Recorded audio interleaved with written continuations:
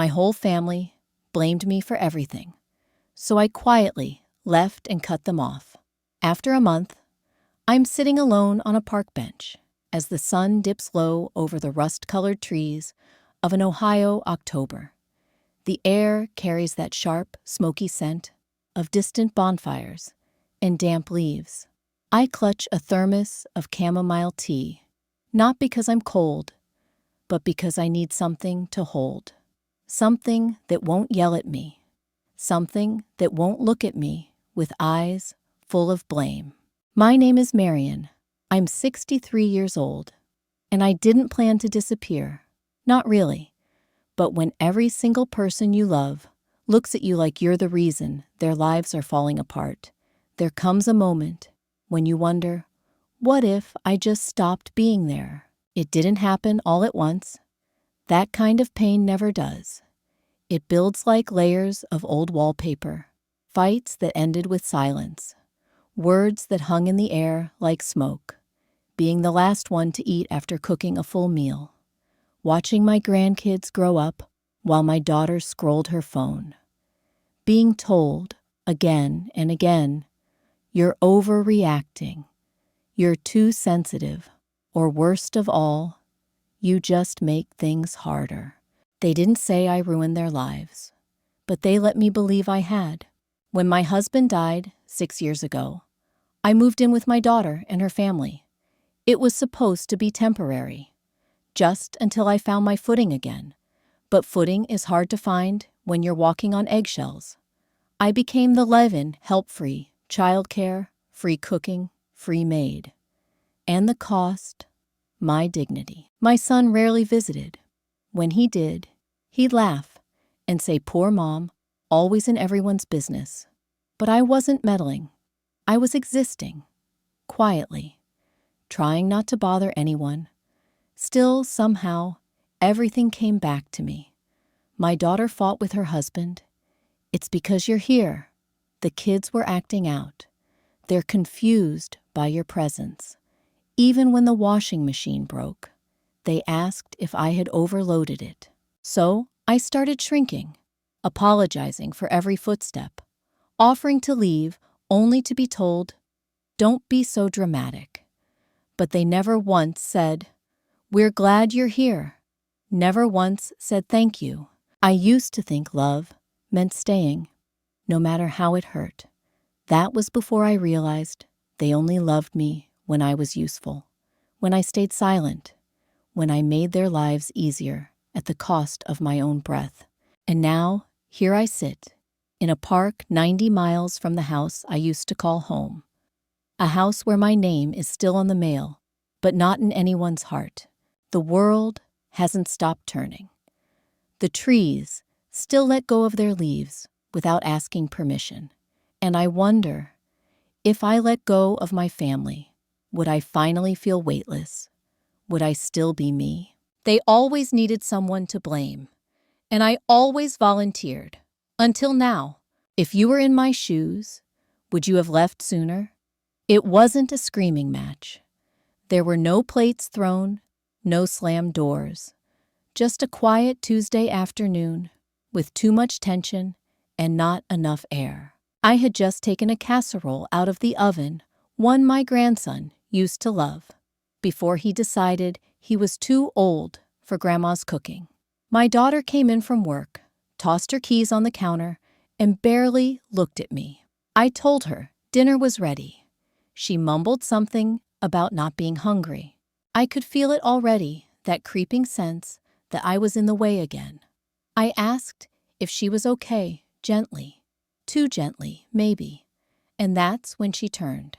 "I just wish you'd stop hovering, Mom. It's suffocating. Suffocating." I stared at her, still holding the dish towel. My hands didn't move. My breath didn't come. I had cleaned the house folded. The laundry ran to the pharmacy for her husband's allergy meds, all without asking for anything back. And still, I was the problem. Her husband, Mark, walked in a few seconds later, tension thick in his jaw, and muttered something under his breath, something about this again. I wasn't supposed to hear it, but I did. I always heard the things they didn't think I could hear. And it always stung the same. I wanted to ask, what have I done to deserve this? But the question was too old, too tired. I'd already asked it silently, every night, as I folded sheets and wiped fingerprints from windows no one else seemed to notice. I went upstairs, sat on the edge of the bed, and stared at the old suitcase in the corner. It hadn't moved since the day I arrived. It felt more mine than the room did. The TV murmured downstairs. Laughter may be a sitcom. Life resumed as if I had vanished already. And maybe I had. I sat there frozen. My mind moved through memories, like flipping through an old photo album. My son's wedding, where I paid for half and was seated at the back. My birthday last year, when they forgot until late in the evening. The way my grandkids used to light up when they saw me, before they learned how to ignore me like their parents did. I realized something then. They weren't going to change. Not for me. Not because I deserved kindness. Not because I had spent my whole life bending until I broke. No, they would keep expecting more. More silence. More sacrifice. More pretending. Unless I stopped it. That night, I ate alone at the kitchen table. They didn't join me. My grandson grabbed a soda and walked away. My daughter said she had a headache and went upstairs. No one said thank you. No one asked how my day was. I cleaned the dishes in silence. That was the last time I ever did. You expect some kind of loud breaking point. A dramatic farewell. But for me, it was the opposite. It was the moment I realized I didn't need to scream to be heard. I just needed to leave. And this time, not out of spite, not to teach anyone a lesson. I left because I had finally remembered that I was still alive, that I still had choices. If you had been told you were the problem every day for years, would you have waited as long as I did? The house was quiet by 10, the kind of quiet that used to soothe me before I realized it was the sound of being invisible. I stood in the hallway looking at the closed doors. My grandson's room, where toys used to be scattered and his little voice used to squeal, "Grandma," like I was magic. Now it was silent. His door had a keep out sign, and he meant it. My daughter's door, the one she used to leave cracked when she was small, scared of the dark. I used to sit outside with a flashlight making shadow animals on her walls until she fell asleep. She doesn't remember that. Or maybe she does, and just doesn't care. Mark's door, always shut tight, just like him. I went back into my room, pulled the old suitcase from the corner, and laid it open on the bed. The zipper creaked like it hadn't been used in decades, but it was only 6 years. 6 years that had aged me like 30. I folded everything with care. 2 sweaters, my softest nightgown, the blouse I wore to my husband's funeral, a small framed photo of him smiling alive, arms wrapped around me on our 30th anniversary. That version of me looked happy.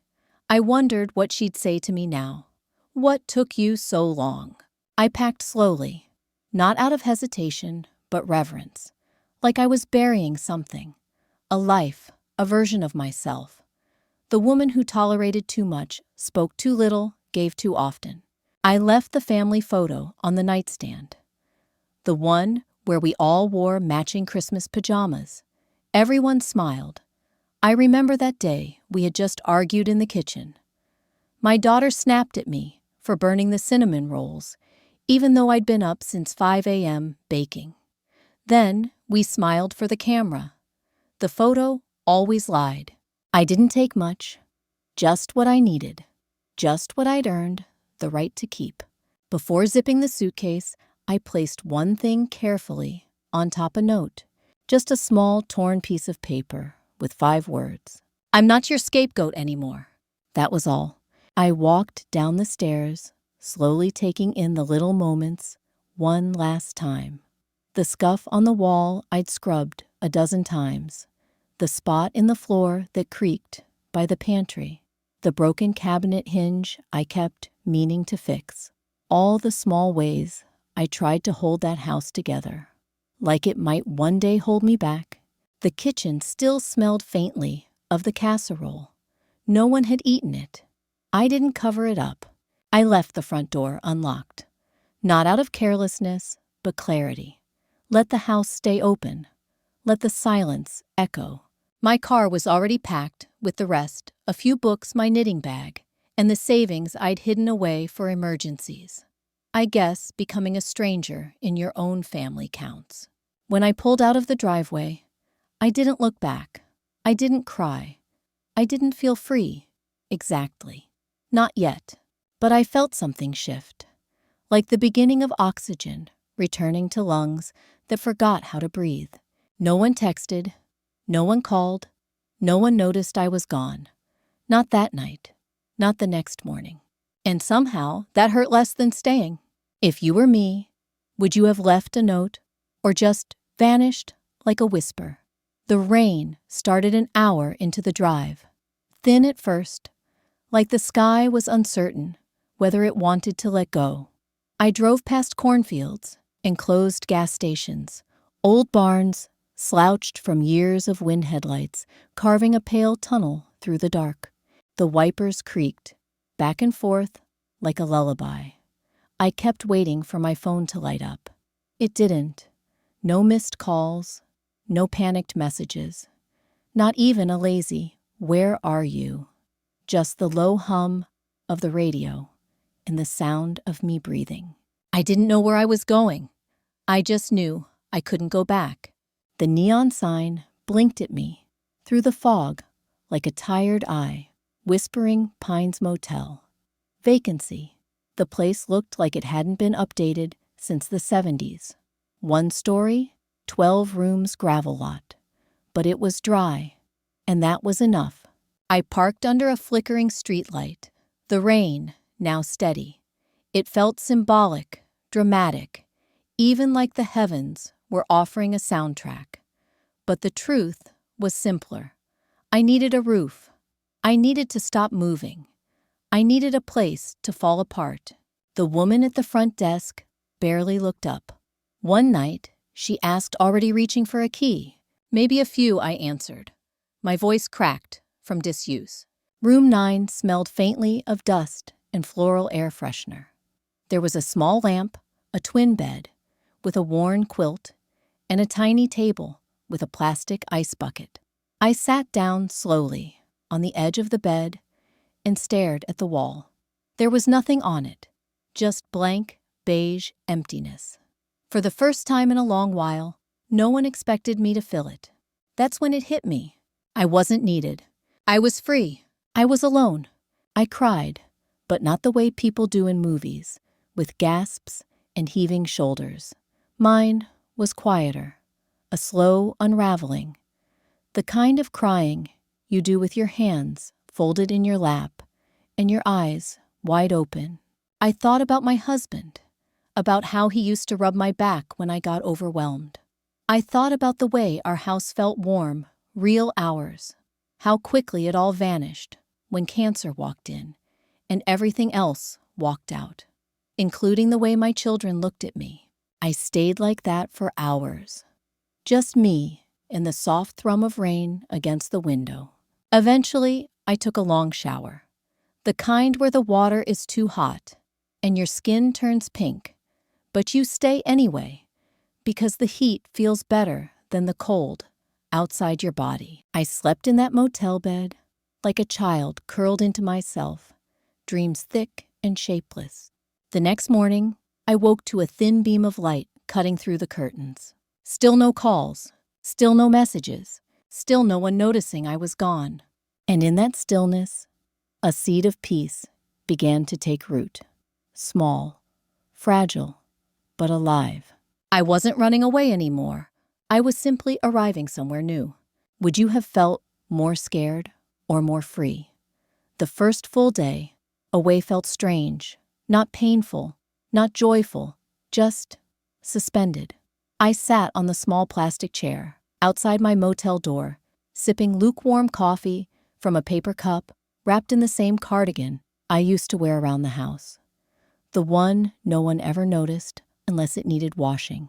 There were no kids needing breakfast, no dishwasher to unload, no one asking, "Where did you put my keys?" or "Can you pick up more milk?"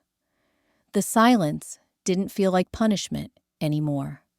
It felt like space. At noon, I walked to a diner across the road. A dusty place with cracked red booths and a waitress named Doreen, who called everyone Han. I ordered eggs and toast. No one criticized my cholesterol or asked if I was really going to eat all that. I ate every bite. By the third day, I realized something startling. The world hadn't collapsed without me. My daughter hadn't called. Neither had my son. There were no voicemails filled with panic, no apologies, just more silence. Not even the grandkids reached out. I was beginning to suspect they didn't even notice I was gone. That thought should have shattered me. Instead, it freed me. You give your whole self to people. You fold yourself into the corners of their lives. You try to be helpful, supportive, selfless, and then one day you disappear and they just go on. The motel was small, but it was mine for now. I bought a few groceries from the corner store and borrowed a paperback from a little free library out front. I started walking each morning just to feel the ground under my feet. There was a bench by a man-made pond behind the building, and I started sitting there with a journal I picked up from the pharmacy. I hadn't written in decades. The words came out wobbly at first, like muscles that had forgotten their purpose. But soon, they poured stories, memories, even small poems I didn't show anyone. No one was around to interrupt me, to shame me for wasting time. Time belonged to me again. And the strangest part, my body stopped aching. The tension in my shoulders, the one I thought was from age, began to ease. My breathing slowed. I slept through the night. My back didn't twinge when I reached for the sugar. I had always assumed these aches came with being 63. Maybe they came with being unseen. One night, I watched the sunset from my little chair. A cheap plastic seat outside a roadside motel had become my sanctuary. Isn't that something? I listened to the cicadas and wondered, had I really mattered to them? Or was I just useful? I had been the glue, but glue dries. It cracks, and eventually it flakes away unnoticed. I thought they'd come looking. They didn't, and that more than any insult told me everything. Would you have waited for them to call? Or would you have started writing your own name back into your life? I hadn't realized how much of myself I'd erased until I started hearing my own thoughts again. Not the anxious inner chatter of trying to please everyone, but the quieter, clearer voice, the one that had existed long before I became mom or grandma, or the one who fixes everything. Each morning, I woke up with the sun bleeding softly through the thin motel curtains. No alarm, no baby cries, no footsteps demanding pancakes, just stillness. I made tea on a tiny hot plate I found at a thrift store and sat with my journal.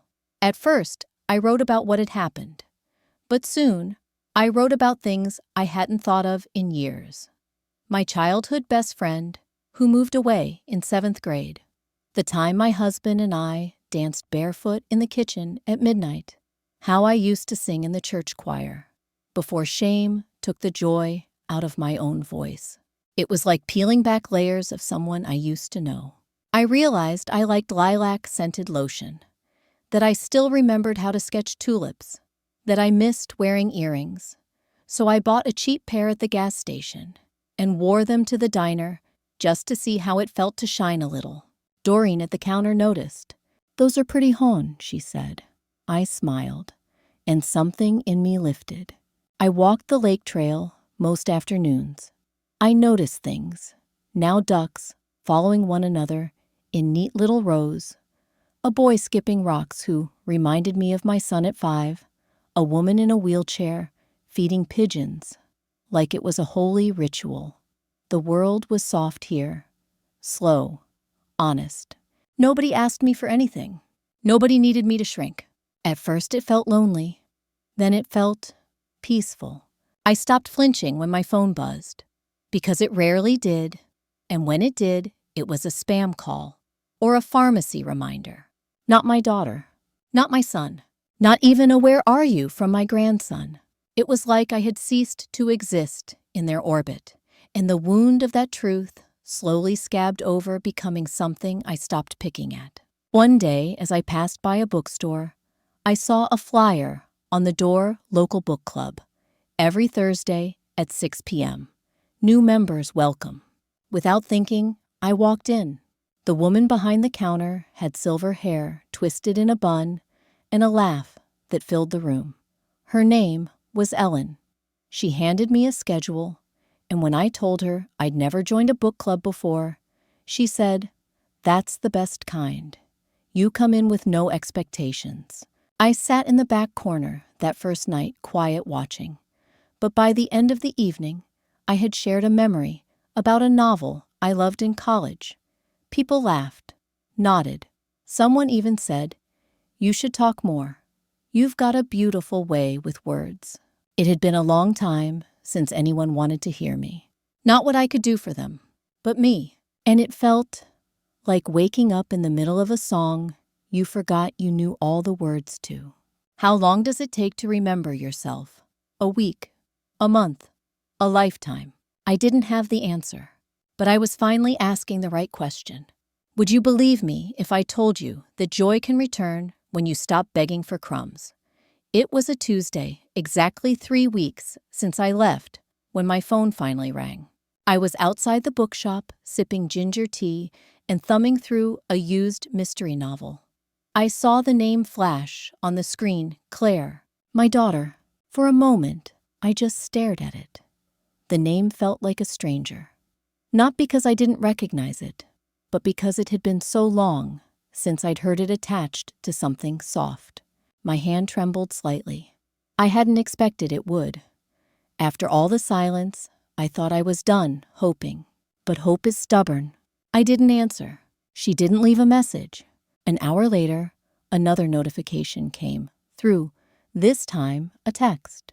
"Do you remember the recipe for that sweet potato casserole you used to make at Thanksgiving?" That was it. No greeting, no, "How are you?" No, "We miss you." Just a casual question, as if I were still down the hall or waiting by the stove. I stared at the screen for a long time. The nerve of it, the emptiness, the audacity of her to reach out. Not because she missed me, but because she wanted something only I had the recipe. A piece of comfort she couldn't recreate without the woman she refused to thank. I didn't respond. Not because I was angry, though a small, quiet anger hummed beneath my ribs, but because I suddenly realized I didn't have to. I owed her nothing, not even yams and cinnamon and marshmallows. That night I didn't cry. I walked down to the pond. The stars were out shy and scattered, barely visible in the town's glow. I sat on my bench and whispered the recipe to the cattails and the wind, not to remember it, but to release it. It wasn't just a dish. It was years of tradition, of effort, of giving love through food. A love they'd gobbled up, then spat me out with the dishes still in the sink. The next morning, I woke up to another text. "Are you okay?" I stared at those 3 words, like they were written in another language. Not because I didn't understand them, but because they came too late. They felt hollow, like asking about a fire when all that's left is ash. Still, I didn't delete them. I just let them sit there, unanswered, like a leaf floating in water. Over the next few days, there were a few more texts. Nothing desperate, nothing apologetic, just little scraps of contact, like breadcrumbs tossed behind a door they hoped I'd open again. I didn't, because I wasn't the same woman who used to beg for scraps. At the next book club meeting, someone asked me if I had family nearby. I smiled gently and said, "Not anymore." And for the first time, it didn't sting. I was learning to speak about myself in the present tense, without apology, without explanation. They had started to notice I was gone, but I had already started to notice I was here. Would you have replied to that message, or let silence speak for itself? There's a peculiar kind of strength in silence, the kind that doesn't come from pride, but from survival. The kind you only discover when you realize your voice was never missing. It was just drowned out for too long. The calls started coming more frequently after the texts stopped getting replies. My daughter called twice in one evening, then again the next morning. I watched the screen light up from across the room and didn't move, not because I was playing games, but because I no longer owed an immediate explanation for my absence. I had been available every second of every day. For years, I had answered every call, every cry, every last-minute favor. I had rearranged my life around their messes, their needs, their drama. And now I was learning to stay still, to listen not to them, but to myself. I let the phone ring. I let it go to voicemail. She didn't leave one. Instead, that night she sent a longer message. "We've been trying to reach you. Can you please call me back? The kids have been asking about you. It's really weird not having you here. I know things weren't perfect, but you can't just disappear. We're family." Family. The word rolled around in my chest like something foreign. Family when convenient. Family when there were dishes to clean and groceries to grab and school pickups to cover. Family when I didn't set boundaries. I sat with the message for an hour, rereading it, picking it apart. I noticed what was missing. No apology, no acknowledgement, no ownership of the way they'd treated me. Just guilt, wrapped in sentimentality. "We're not having you here. Not we miss you. Not we're sorry." I closed the message and didn't reply because I was done performing motherhood like it was a job I was terrified to lose. I was done with the guilt-soaked crumbs they offered when their routine started to fall apart without me. Instead, I made a pot of soup. I watched a rerun of an old sitcom I used to love but hadn't seen in years because they always rolled their eyes when I turned it on. And later I wrote pages and pages about how it feels to finally realize that your love, your labor, your loyalty, it was never the problem. The problem was their entitlement to it, their belief that you would always be there, that you were not allowed to break, to hurt, to leave. I wrote until my hand cramped and the pen ink bled slightly through the pages. I didn't know if I would ever show them these words, but for once, I was writing for myself, not to be heard, but to hear myself. Later that week, Ellen from the bookstore invited me to a knitting group at her house. "You look like someone who's held a lot," she said. "Knitting's good for that." I showed up with my old yarn bag, and for 2 hours, I laughed. I listened. I told a story about a terrible batch of cookies I'd once made, and everyone cackled until tears ran down their faces. Not once did anyone ask me who I was in relation to someone else. I wasn't Claire's mother. I wasn't Mark's unwanted house guest. I was just Marion. And being just Marion felt like stepping into sunlight after years of shadows. Back at the motel, the calls had stopped. The silence returned. But this time, it didn't feel like abandonment. It felt like freedom. If your absence feels louder than your presence ever did, wasn't it time to leave? I didn't plan to stay in that town. It was just supposed to be a place to land. But sometimes the softest soil is where you least expect it. One morning, after a slow walk around the lake, I stopped by a bakery with hand-painted windows and the smell of real butter in the air.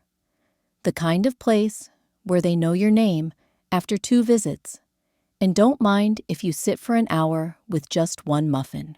The owner, Maggie, had a warm laugh and flour on her apron. She asked me what brought me to town. "Just passing through," I said. "You look like you've arrived," she replied. Something about that made me tear up a little, and she didn't ask why. She just handed me an extra scone and said, "We all have our reasons, hon." Later that day, I found a small listing on a corkboard in the bookstore cottage for rent, 1BR Ivy Porch, Quiet Street. Ideal for peaceful people. I stood there staring at those last 3 words. Ideal for peaceful people. That night I drove to the address.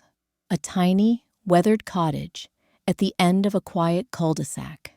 Ivy crept up the sides like it had nowhere better to be. The porch swing groaned when I tested it, but in a comforting way, like it remembered being used. It wasn't much, but it was enough. I moved in a week later with a folding chair, 2 suitcases, and a determination to rebuild from scratch. No noise, no bitterness, just a gentle reclaiming. Each morning, I open the windows and let fresh air fill the space that used to be suffocation. I bought myself fresh flowers. I lit a candle for no one but me. I found a secondhand desk and set it by the window where I started writing again. Stories, reflections, pieces of the past, reassembled in my own voice. Neighbors introduced themselves slowly. One brought over fresh tomatoes. Another invited me to a community potluck. I never felt pressure to explain where I came from. It was enough that I was there. I taught myself how to bake sourdough. I burned the first 2 loaves, but laughed out loud, alone in my kitchen. No one criticized me. No one rolled their eyes.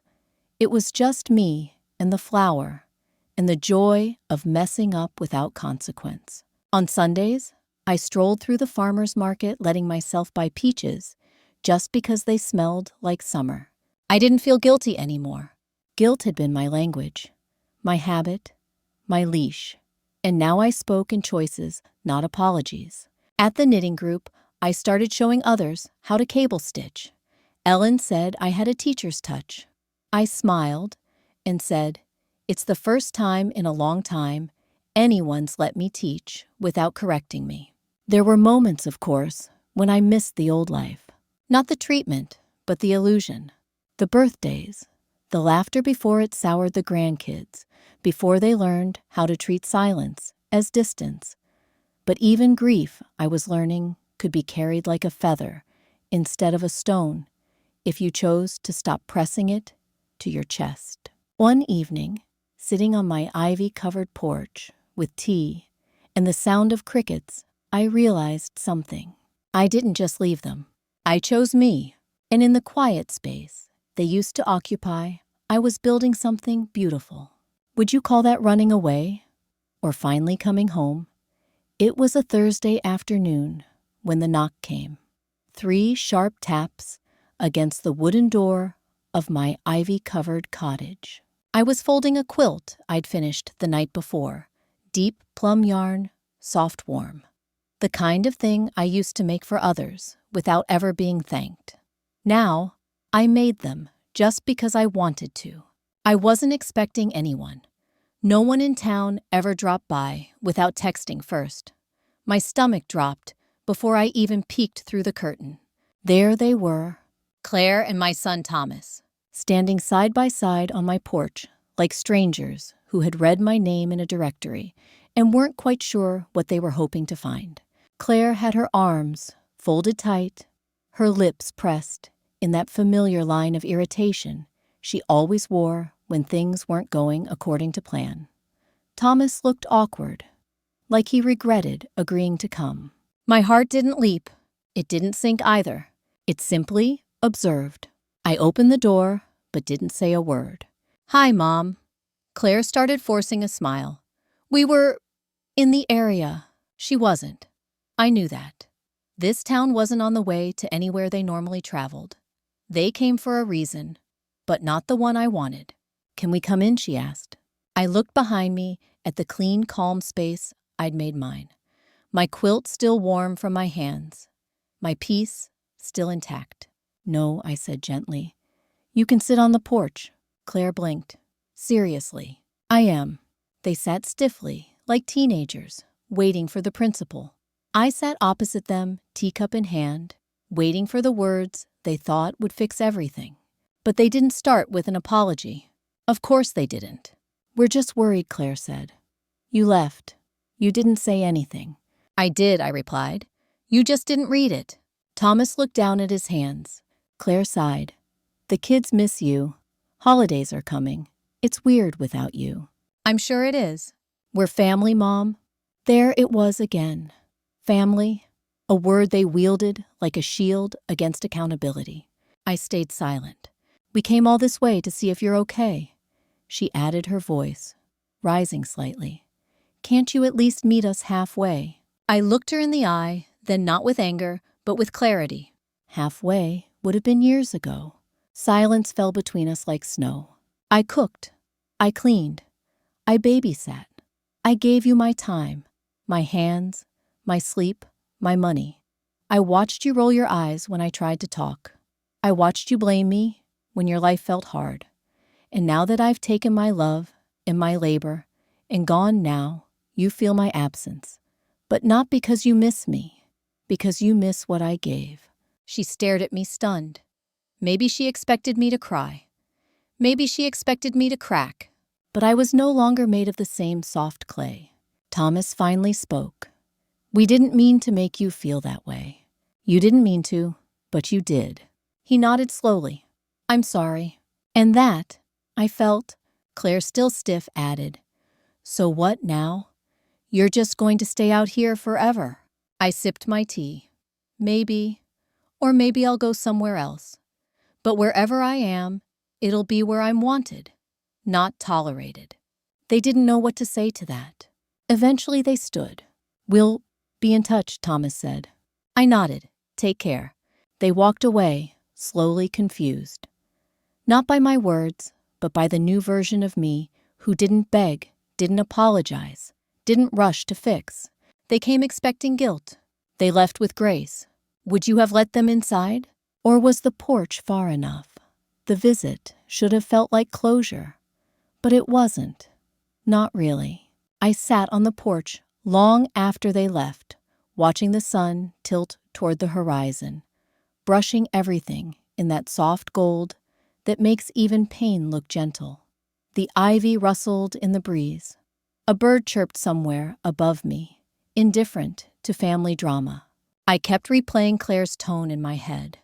The way she said, "We're family," like it was a trump card she could play whenever she ran out of empathy. Like blood alone, made up for years of dismissal. But the truth was clearer than ever now. They still didn't get it. They didn't understand that what they called drama was actually my slow unraveling. That the exhaustion they joked about was a body carrying generations of emotional labor. That their version of helping out meant expecting me to smile while being slowly erased. And what stung most, they didn't come to heal. They came to correct the discomfort of my absence. The next day, Claire sent another text. You didn't even ask how the kids are. They're confused. Do you even care how this is affecting them? I stared at it numb. She still saw me through the lens of what I owed, not what I deserved. Did I care about the kids? Of course I did. I missed their laughter, their silly questions, the way they used to run to me with sticky fingers and bright eyes. But they were learning from their parents, learning how to ignore, how to dismiss, how to look right through me and keep walking. And I wasn't going to model self-abandonment for them anymore. I put my phone down and went to the garden. My little patch of soil behind the cottage had become a sanctuary. Tomatoes growing wild, lavender sprouting defiantly from the cracks. Life reaching for light in all directions. I spent the afternoon digging, planting new herbs, humming an old tune I hadn't thought of in years. When I returned inside, I deleted her message. No response, no explanation, no performance. That evening, Ellen dropped by with a jar of peach preserves. We sat on the swing and talked about books and soup and nothing in particular. She didn't ask about my family. I didn't offer, because some peace is too new to be picked apart. And somewhere, during that quiet moment, I realized something painful and beautiful. Sometimes the apology never comes.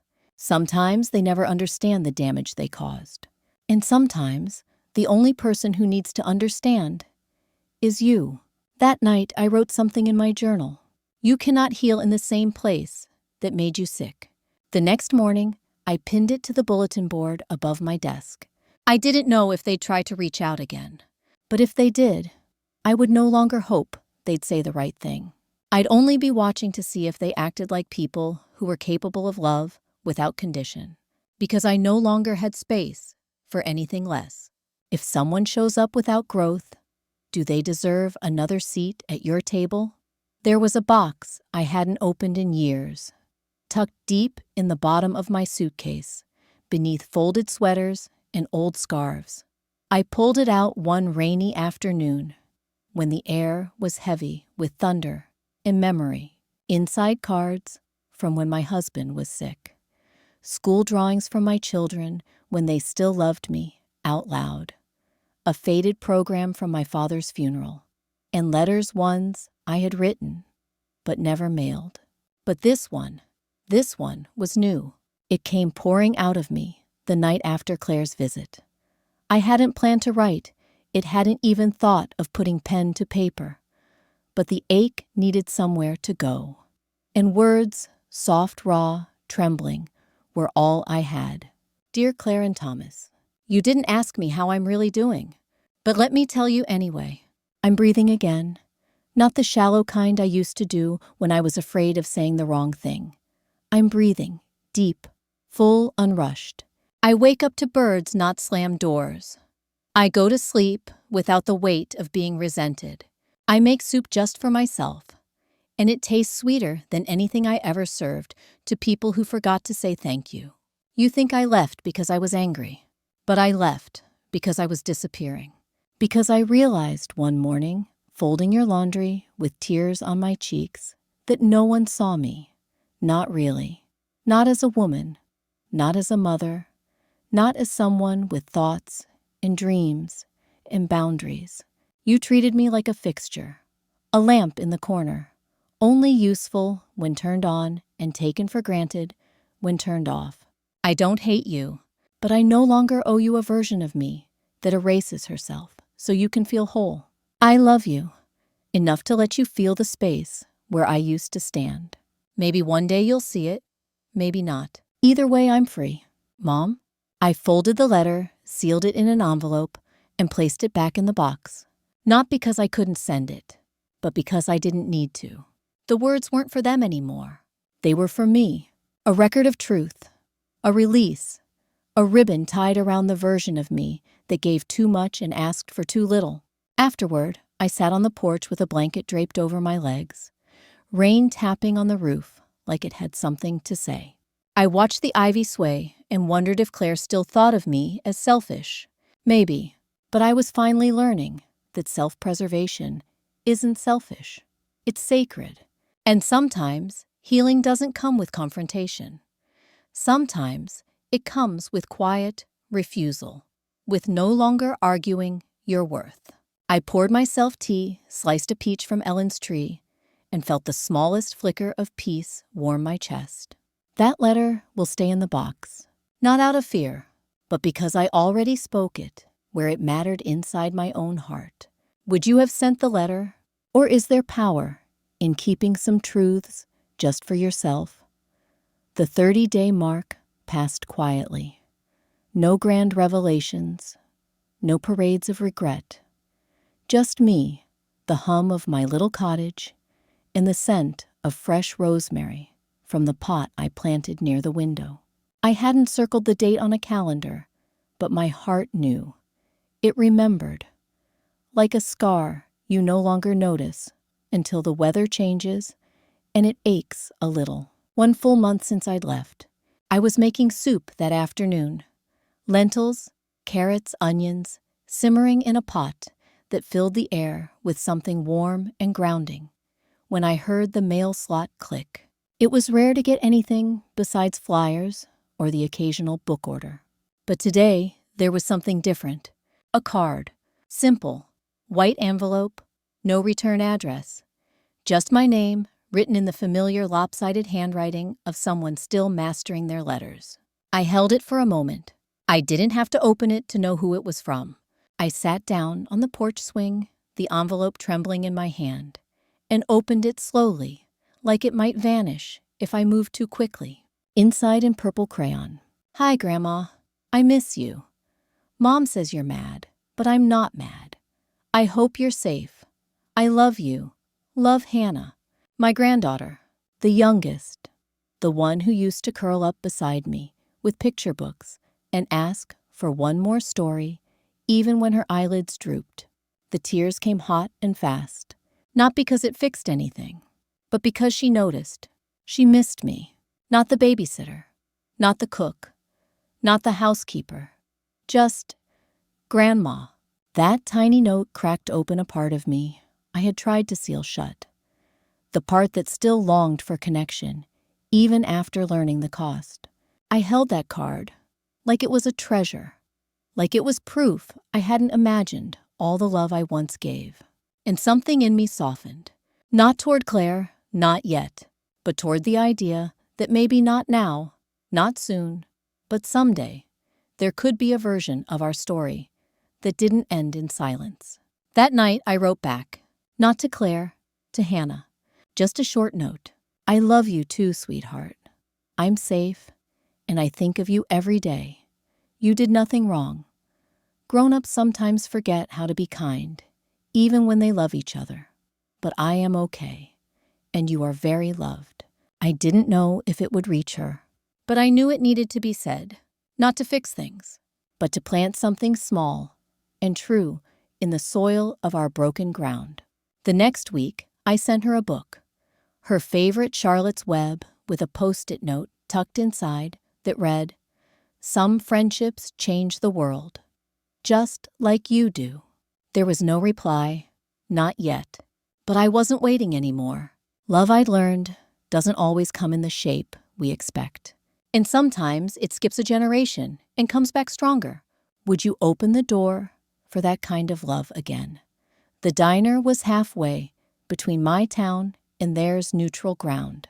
I chose it because of the windows. I liked the idea of seeing her before she saw me. I liked having the chance to breathe, to steel myself, to remember who I was before I stepped back into anything resembling the past. It had been 2 weeks since Hannah's card arrived, a week since I'd sent her a letter and a book. Then came a call, not from Claire, from a kind voice on the other end, my granddaughter's school counselor. "Hannah has been asking to see you," she said gently. "She mentioned a card, a response. She talks about you a lot." I paused. Did her parents know she called? No. She asked for help. We decided to honor that. And I knew then, this wasn't about reconciling with the people who broke me. It was about showing up for the one who still saw me whole. So I agreed to meet her. Claire didn't bring her. Mark did. He waited in the parking lot, eyes glued to his phone.